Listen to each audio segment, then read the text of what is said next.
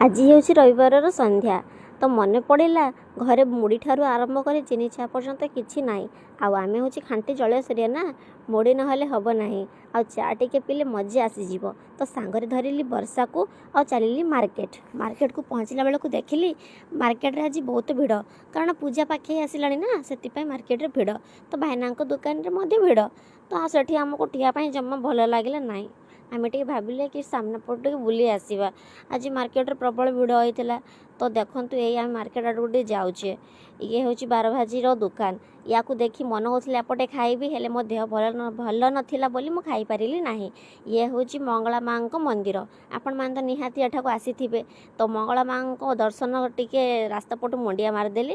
ତ ଏବେ ଆମେ ଗଲେ ଚିକେନ୍ ସେଣ୍ଟର। ତ ଚିକେନ୍ ଦୋକାନକୁ ଗଲା ପରେ ଆମେ ଦେଖିଲେ ଏଠି ଭାଇନାଙ୍କର ସବୁ କିଛି ସରିଯାଇଥିଲା, ଜଷ୍ଟ କମ୍ କି ଥିଲା। ତ ଆମେ ସେଠାରୁ ନେଲେ ନାହିଁ, ସେଠାରୁ ପଳେଇ ଆସିଲେ।